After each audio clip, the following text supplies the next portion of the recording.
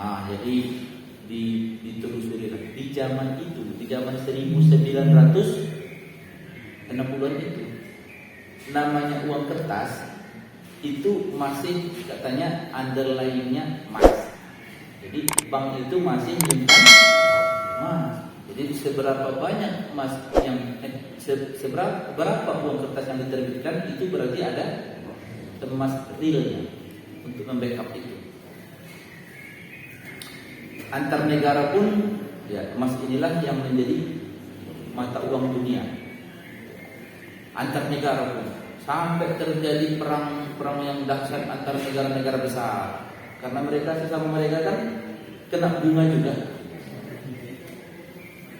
Hingga tahun 1000 ini data yang saya dapatkan dalam seminar-seminar, data yang disebutkan pada tahun 1971 ya, 1971 bercerailah uang kertas dengan emas atas kebijakan Amerika. Itu cerai. Cerainya bukan cerai talak rujuk, talak 3. Enggak ketemu, enggak balik-balik lagi, bercerai. Nah, bahwa uang kertas yang diterbitkan bukan lagi atas dasar keberatan laku negara yang ngasih utang. Kemana aku kasih kau emas? Aku tetap harus bayar emas. Terserah kau. Kalau mau perang ayo. Kayak gitu ujungnya trennya. Ya udahlah, kalau kayak gitu dan kayak gitu.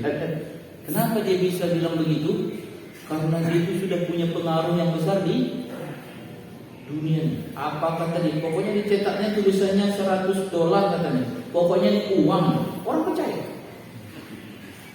Orang percaya. Nah, itulah histori.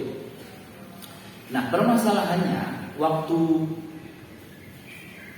fatwa tadi terbit, itu logika bunga itu haram dan itu adalah riba. Teorinya begini. Kan ini uang kertas. Si anu utang 100 juta. Dibayar ditambah utangnya ditambah 20 juta. Ya kan, dibayar selama 2 tahun. Kan gitu. Jadi total utang dia 120 juta. Di tahun sebelum uang kertas cerai dengan emas, sebelum cerai, itu kan sama saja artinya aku utang emas, kan gitu. Utang emas senilai 100 juta.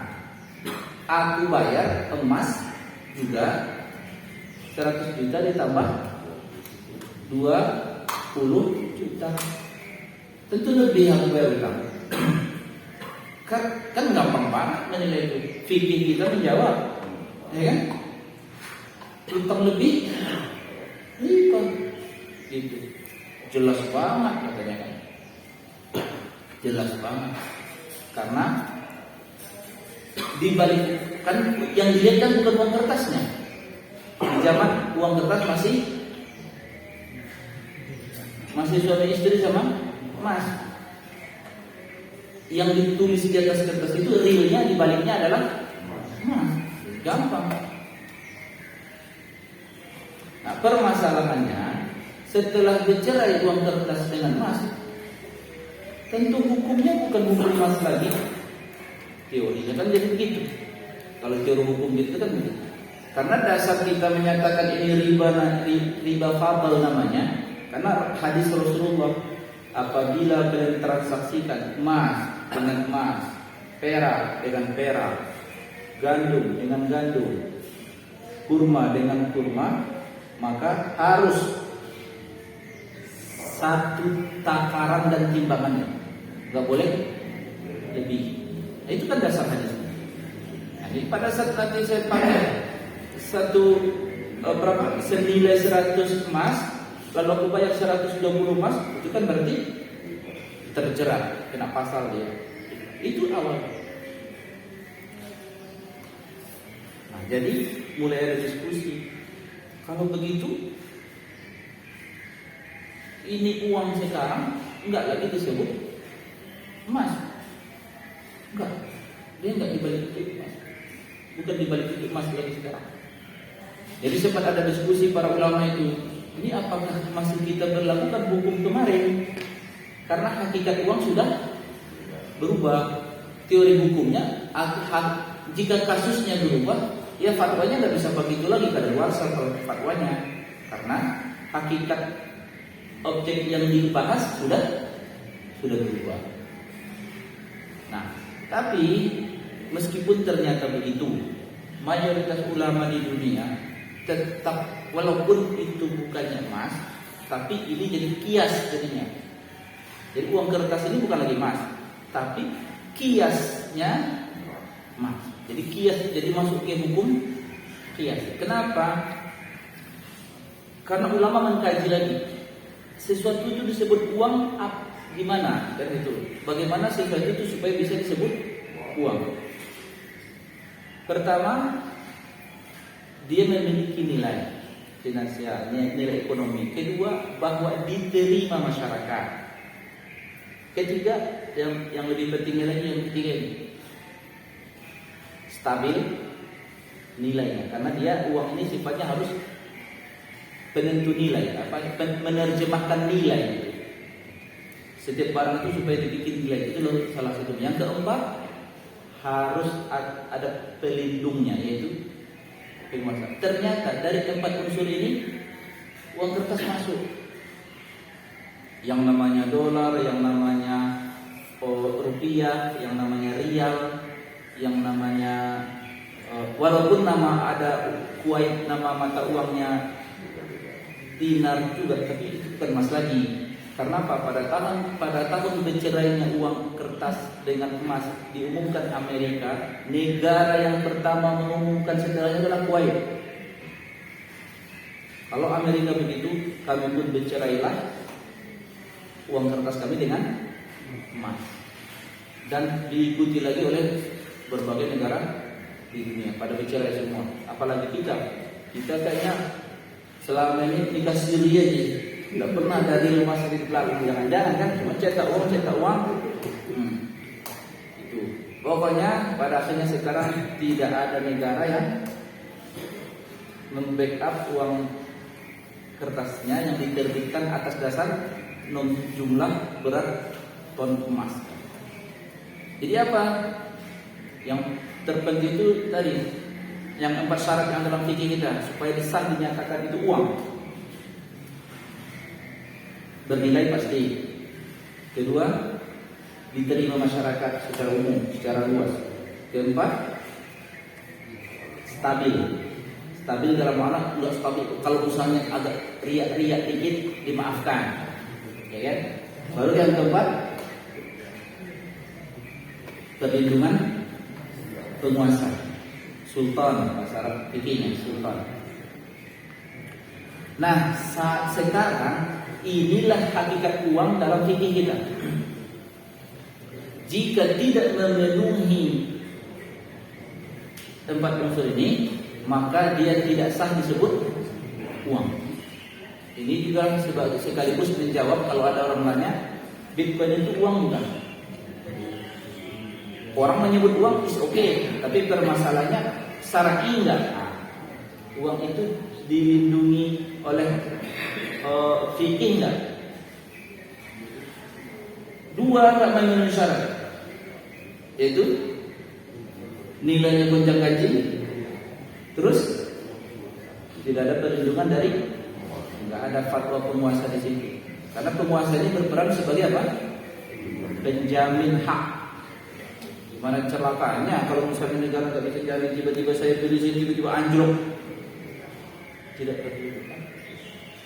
Jadi ini 4 syarat. Oleh karena itu, ya, kalau toh misalnya koin itu tidak disebut uang secara syariah, tapi kalau ditanya apakah itu kekayaan, oh iya, itu bisa disebut kekayaan. Jadi kekayaan dengan uang udah nggak selalu harus sama. Bahwa itu disebut kekayaan, ya itu bisa disebut kekayaan. Kenapa? Mereka memperjualbelikannya. Tidak ada aset fisiknya, tapi unsur kedua, dua unsur tercapai, yaitu apa? Bernilai dan diterima masyarakat, paling tidak pelakunya, gitu kan? Nah, jadi supaya kita bisa bedakan apa hakikat uang. Jadi yang mau kita sebutkan sementara ini tentang apa pandangan syariat kita tentang uang. Ya, uang itu harus bernilai stabil karena dia melindungi hak. Uang itu melindungi hak. Bayangkan kalau uang kita itu nggak stabil harganya, celaka kita. Hari ini kita bekerja keras, dibayar kita 1 juta. Tiba-tiba 3 bulan berikutnya, uang yang kita pegang ini anjlok nilainya.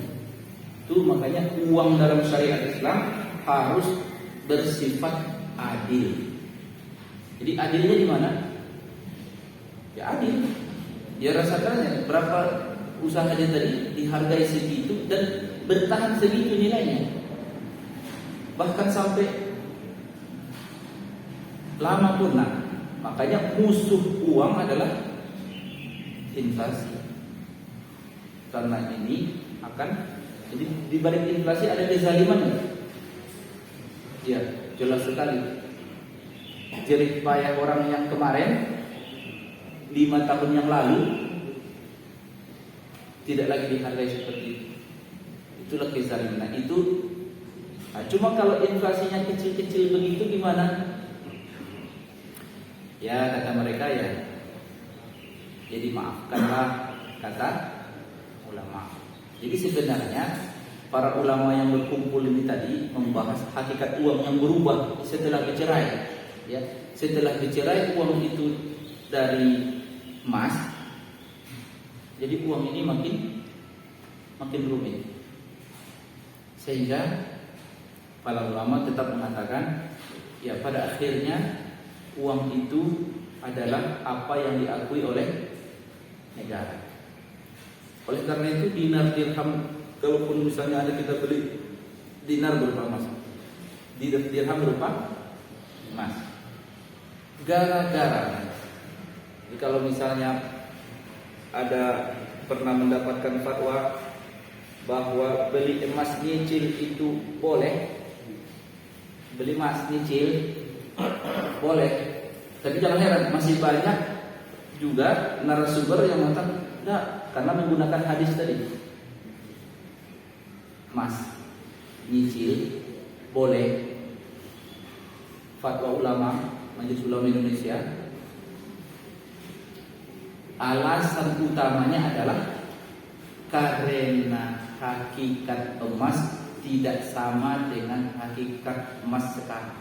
Emas di zaman Nabi dulu adalah uang, sementara emas sekarang bukan uang. Makanya difatwakan oleh Majelis Ulama nyicil emas itu boleh, karena hakikatnya berubah. Kayak gitu tuh pembahasan hukum itu. Dan fatwa itu bukan hanya di Indonesia, di luar negeri juga. Maka menjadi salah satu jualan bank syariah juga nyicil emas. Jadi kan inilah histori uang. Ternyata ketika hakikat sesuatu itu berubah, maka hukumnya pun dikaji ulang lagi. Terjadi PK, apa itu? Peninjauan kembali terhadap kasus. Peran ulama di situ. Jadi ulama duduk, dibahas, baru dinikah. Itu rentetan masalahnya tadi kan. Jadi uang, rentet kepada masalah emas. Nah, kemudian pada akhirnya kaum muslimin tidak punya ide untuk membuat lembaga yang lebih powerful menandingi bank. Faktanya enggak. Kaum muslimin sedunia kayak kehabisan ide gitu, enggak ada ide. Akhirnya idenya apa? Bank yang tadinya difatwakan haram itu dimodif supaya halal. Makanya namanya kita bank kan. Jadi kita nggak punya ide memang. Udah hampir 100 tahun umur umat ini setelah penjajahan kan. Kita dan yang tak punya ide. Akhirnya oke, usulan itu akhirnya direstui oleh majelis ulama sedunia, di Rabitah Alam Islamiyah direstui, dan oke kalau itu kita bikin bank Islam atau Islamic Bank. Karena nggak ada ide. Kenapa? Sisi-sisi positifnya dilihat. Oh ya, dengan bank terjadi pembangunan, kan gitu. Ya, sebagai perantara orang yang punya uang lebih dengan orang yang butuh uang. Karena orang yang punya uang lebih itu real ada. Ya sayang banget kalau nganggur itu duit, kan gitu. Ada orang yang butuh duit dan punya ide usaha tapi nggak punya duit. Ide itu tetap. Bahwa ide pembangunan pun ulama-ulama kita melihat, ya kita nggak memungkiri dengan adanya support dana ini terjadi pembangunan. Kalau nunggu punya duit dulu, kan gitu. Logika keluarga kan juga begitu kan. Udahlah kita cicil rumah ya kan logika. Kalau kita nunggu duit dulu kumpul, iya kalau nilainya masih segitu atau harga rumah masih segitu kan, ini harga rumahnya. Jadi logika masyarakat masuk gitu. Bank ini membantu pikirnya. Oke, jadi itu nggak bisa, sepertinya para ulama sedunia itu kayak nggak bisa membantah gitu. Ya udah kalau kayak gitu ya bank tetap harus eksis, cuma bagaimana supaya transaksinya halal. Nah, inilah ide adanya Islamic Bank. Di dunia itu namanya Islamic Bank. Satu-satunya negara di dunia yang namanya bank syariah Indonesia itu. Di mana-mana itu Islamic Bank. Hanya di Indonesia ini aja namanya bank syariah. Bukan tanpa alasan, ada historinya Pak. Karena berdirinya ini dulu dibentuk ya, didiskusikan oleh para ulama itu di saat nama Islam ini mengerikan di rezim kala itu. Bahkan nama sekolah pakai Islam pun enggak, kecuali Institut Agama Islam, itu pun ada agamanya. Itu saking enggak tahu lah trauma entah apa rezim ketika itu, jangan pakai embel-embel Islam. Sementara ini di dunia udah pada berdiri nih banknya, Islamic Bank nih. Indonesia kapan kan gitu, didesak masyarakat juga. Akhirnya tapi namanya bingung kan. Bisa kita ini, tidak bisa kalau kita bilang Islam, bank Islam ini ngeri nih. Nah, muncul ide yang lebih halus. Udah kita bikin namanya bank syariah. Sebenarnya syariah itu artinya apa? Hukum. Kan lucu bank hukum gitu. Jadi udah masyarakat udah akrab dengan kata syariah. Kalau syariah itu kesannya pasti Islami. Apalagi kan ada fakultas syariah kan itu. Ternyata kalau kata syariah enggak teror banget, enggak horor banget bagi. Nah udah cocok lah bank syariah. Maka berdirilah bank secara resmi, bank umum diresmikan oleh Presiden Soeharto.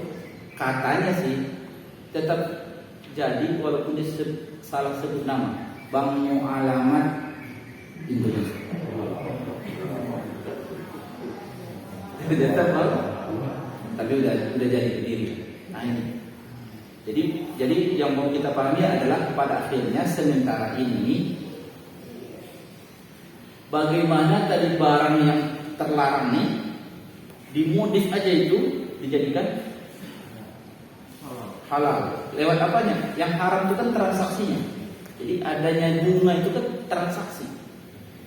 Jadi bagaimana supaya akad-akad transaksinya halal. Dan itu sudah dibicarakan oleh ulama dunia di Mekah. Apa akadnya nanti pembiayaan ini? Kalau orang butuh ini, apa akadnya? Ada akadnya kita bikin ini. Secara fikih ini syar'i.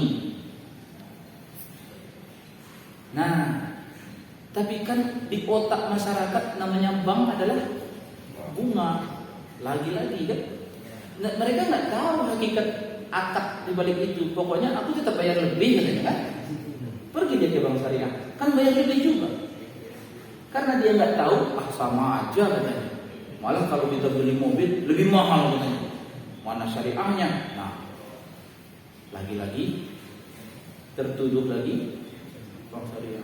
Nah ini juga lah yang mempengaruhi si bapak tadi.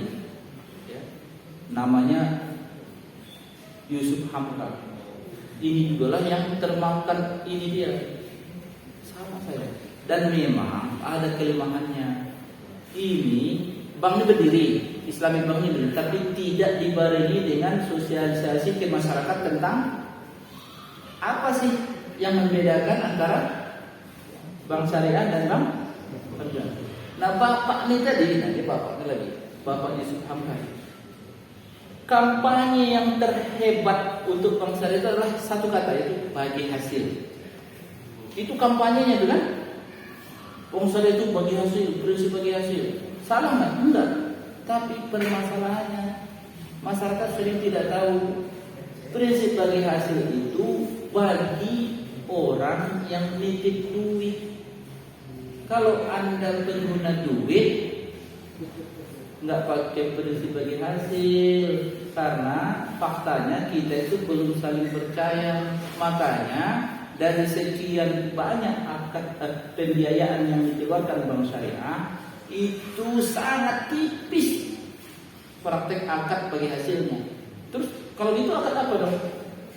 Ya akad jual beli, akad sewa, yang mana tagihan bayarnya fix. Nah, ini yang tidak dipahami oleh masyarakat. Tiba-tiba kan pandemi, ribut dia. Usaha saya berantakan nih, saya nggak bisa bayar tagihan. Saya minta restrukturisasi lah, supaya nanti tagihan saya, atau kalau perlu saya bayar aja semua. Dan dia masih terjebak kata pokok utang. Padahal dalam praktik bank syariah nggak ada yang namanya pokok utang. Tapi kan mindset bank lama masih ke bawah. Kan kita bagi hasil, bagi untung, bagi rugi. Masukkan di teori itu. Kan itu kampanyenya. Bank syariah itu bagi untung, bagi rugi. Nah sekarang usaha saya tidak jalan, ya rugi. Ya kita sama-sama rugi. Gimana? Itulah yang dikatakannya. Nah, pada akhirnya ketahuanlah di situ ternyata masyarakat belum paham apa yang membedakan bank syariah dengan bank konvensional. Jadi, kalau saya